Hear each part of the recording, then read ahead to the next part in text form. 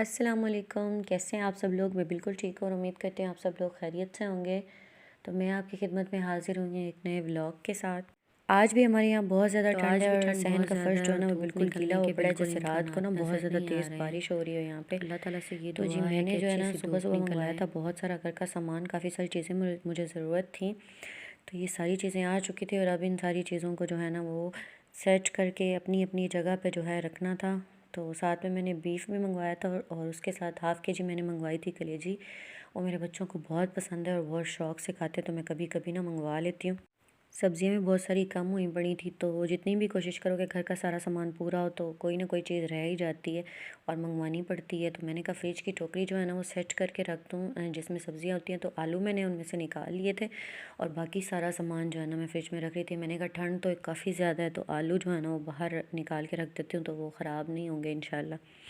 तो आज मैं बना रही थी साग और 2-3 शॉपर्स में जो है ना हरी मिर्चें मैंने रखी हुई थी, तो मैंने कहा कि सारी जो है ना निकाल लेती हूँ और देखती हूँ कि कितनी मुझे ज़रूरत आती हैं और बाकी जो बचती हैं ना मतलब जो आज फ्रेश आई हैं तो उनको फ्रिज में रख देती हूँ। पहले वाली जो पड़ी हैं ना उनको इस्तेमाल में ले आती हूँ। तो साग के लिए तो बहुत सारी हरी मिर्चों की ज़रूरत पड़ती है और साथ में मैंने गाजरें भी मंगवाई थी। मैं कह रही थी कि मैं गाजर का हलवा बना लूँगी। कोशिश तो मैंने बहुत की थी लेकिन पूरा दिन जो है ना मुझे टाइम ही नहीं मिला था। और ये चीनी और घी वगैरह मैंने अलग करके रख दिया था।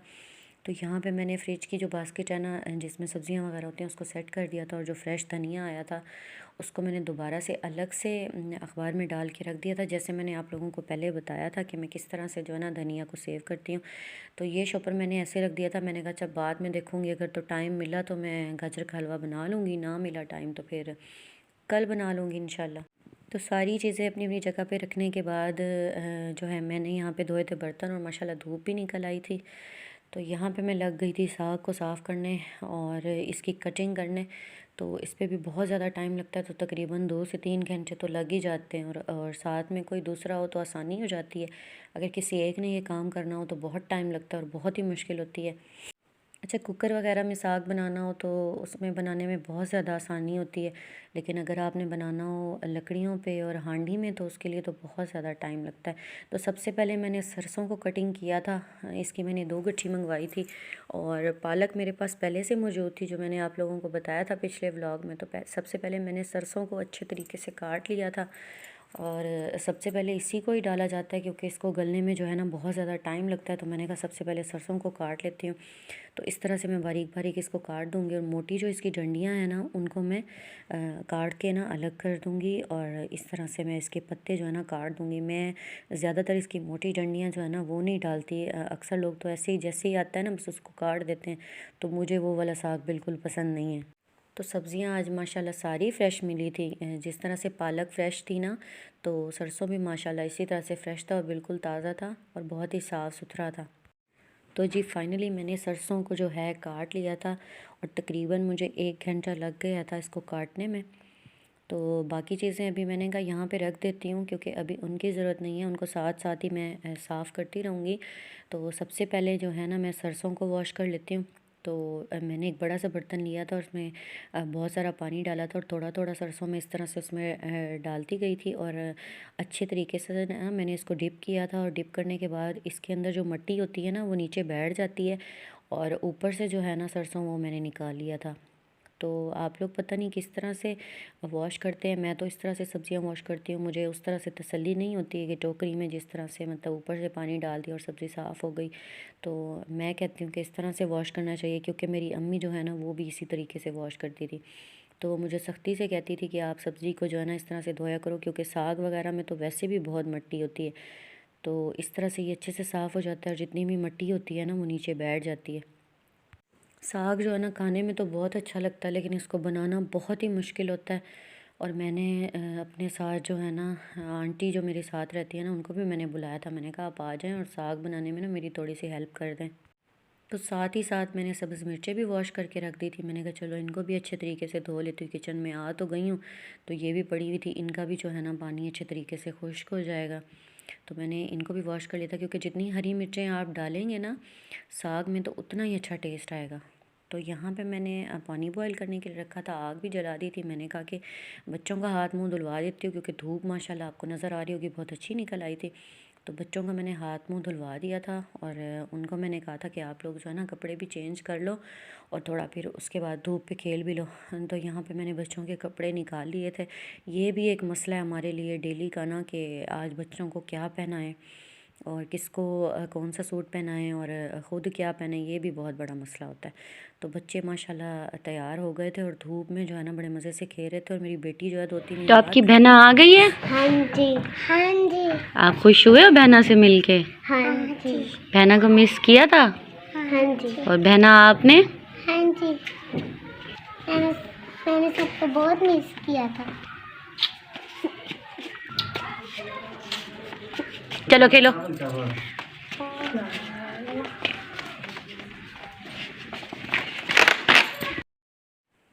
जी यहाँ पे हमारे पास आ गया था गरम गरम पुलाव और मैं बहुत ज़्यादा खुश हो गई थी क्योंकि आज मेरा कुछ भी बनाने को बिल्कुल मूड नहीं था। और अल्लाह ताला जो है उनको खुश रखे और इनके रिज़्क रोज़ी में बरकत दे। जिन्होंने हमारे पास ये चावल भेजे हैं वो भी गरम गरम, तो बहुत ही सुकून मिलता है जब अचानक से कुछ बना हुआ मिल जाए ना आपको, क्योंकि औरतें भी चाहती हैं कि हमें एक दिन जो है ना वो ज़रूर छुट्टी मिलनी चाहिए अपने काम से, और बहुत खुशी होती है और ख़ास तौर पे जब आपकी पसंद की चीज़ आपको मिल जाए। तो जी पुलाव इंजॉय करने के बाद मैं बना रही थी यहाँ पे चाय, क्योंकि मैंने कहा आग तो जल रही है ना तो सारे काम ही ख़त्म कर लेती हूँ। तो मैंने सबसे पहले चाय बनाई क्योंकि इससे जो है ना थकावट भी उतर जाएगी और सारे काम बहुत जल्दी जल्दी हो जाएंगे।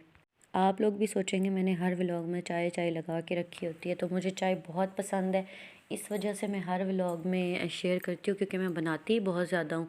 तो इस वजह से आप लोगों के साथ भी मैं शेयर करती रहती हूँ। बच्चों को भी मैंने थोड़ी सी चाय दे दी थी और साथ में आंटी जो है वो आई थी तो वो हमारे लिए मीठी रोटी लेके आई थी। पता नहीं आप लोग ये बनाते हैं खाते हैं या नहीं, तो हमने वो भी खा ली थी थोड़ी थोड़ी। तो यहाँ पर मैंने जो है ना हांडी को चढ़ा दिया था चूल्हे पर और इसमें मैंने डाल दिया था थोड़ा सा पानी, और पानी जब गर्म हुआ तो फिर मैंने उसमें ऐड कर दिया था सरसों। और ये देखें जैसे ही मैं इसमें सरसों ऐड करूँगी ना तो ये इस तरह से बिल्कुल ही फुल हो जाएगी और जैसे बिल्कुल ही इसमें कुछ और ऐड करने की स्पेस ही ना हो, तो आहिस्ता आहिस्ता जो है ना ये साग नीचे बैठ जाएगा। तो मैंने इसका ढक्कन जो है ना वो बंद कर दिया था और फिर मैंने जाके किचन में ना पालक धो ली थी, क्योंकि जैसे ही ये सरसों नीचे बैठेगा ना हांडी में तो फिर मैं इसमें ऐड कर दूँगी पालक। और पालक ऐड करने के बाद मैं साथ ही साथ मेथी को साफ़ कर लूँगी और धनिया को भी काट लूँगी। तो फिर वो सारी चीज़ें भी साथ ही साथ ऐड करती जाऊँगी क्योंकि आहिस्ता आहिस्ता हांडी में जो है ना वो साग बैठता जाएगा और मैं और चीज़ें जो है ना वो ऐड करती जाऊँगी। तो पालक को भी मैं उसी तरह से धोती हूँ जिस तरह से मैंने सरसों को धोया था। और ये देखें आप कितनी मिट्टी जो है ना वो इसके नीचे बैठी है, इस बर्तन के नीचे। तो मेरे दिल को तो तसल्ली नहीं होती कि टोकरी में धोने से भी इस तरह से मिट्टी निकलती होगी साग से। बाकी आप लोगों की अपनी चॉइस है, लेकिन मैं तो इसी तरीके से ही ना सब्ज़ी को वॉश करती हूँ। और फिर मेरा दिल बहुत मुतमईन हो जाता है कि ये बहुत सारी जो इसमें रेत थी ना क्यों वो नीचे बैठ गई है, क्योंकि मतलब इसको काटते वक्त या साफ़ करते वक्त पता चलता है हाथों को जो है ना वो मिट्टी लगती है। तो यहाँ पे जी इसका मैंने पानी खुश्क होने के लिए इसको साइड पे रख दिया था और मैंने चेक किया था कि सरसों नीचे बैठा है या नहीं तो जी ये देखें अब इसमें स्पेस आ गई है। तो यहाँ पे मैंने मेथी भी साफ़ कर ली थी धूप में बैठ के। तो उसके बाद जो है ना मैं इसमें ऐड कर दूँगी अब पालक। और पालक ऐड करने के बाद फिर से वही हाल हुआ है कि हांडी में बिल्कुल जगह ही नहीं थी। और सब्ज़ मिर्च भी मैंने साथ ही ऐड कर दी थी क्योंकि इनको भी गलने में टाइम लगता है। तो इन सारी चीज़ों को मैं अच्छे तरीके से मिक्स कर दूँगी और दोबारा से जो मैं ढक्कन मैंने बंद कर दिया था। तो यहाँ पे मैंने धनिया जो है ना उसकी भी एक गट्ठी ली थी और मेथी की भी। मेथी को मैंने साफ़ कर लिया था और धनिया को जो है ना मैंने कुछ इस तरीके से काट लिया था। तो जी उसके बाद धनिया भी फाइनली कट गया था, उनको धो के जो है ना मैंने उनको भी हांडी में ऐड कर दिया था। उन सारी चीज़ों को मैंने जो है ऐड करके अच्छे तरीके से मिला के तो ढक्कन बंद करके रख। और यहाँ पे मैंने एक कटोरी में लिया था आटा तकरीबन 2 घंटे बाद और उसको पानी में मिक्स करके ना तो मैंने कुछ इस तरह से साग में मिलाया था। और ये लकड़ी का बना हुआ होता है, पता नहीं आप लोगों की ज़बान में इसको क्या बोलते हैं। तो हम इससे ना अच्छे तरीके से साग को मैश कर लेते हैं। अक्सर लोग साग ग्राइंड करते हैं लेकिन हमने कभी नहीं किया। तो ये देखें मेरा साग तैयार हो चुका था, तकरीबन मगरिब का टाइम हो रहा था और बहुत ही मज़े का बना था। और साथ ही मैंने डाल दी थी यहाँ पे रोटियाँ। और रोटी जो है ना आग पे बहुत ही मज़े की बनती है। मैंने पहले भी आप लोगों से कहा था बहुत ही अच्छी बनती है और बहुत ही नरम होती है और जितनी देर भी ये पड़ी रहे ना तो ये गर्म पड़ी रहती है। तो खाने में भी बहुत मज़ा आता है आग से बनी हुई रोटी को। टाइम लगता है थोड़ा, लेकिन बनती बहुत मज़े की है।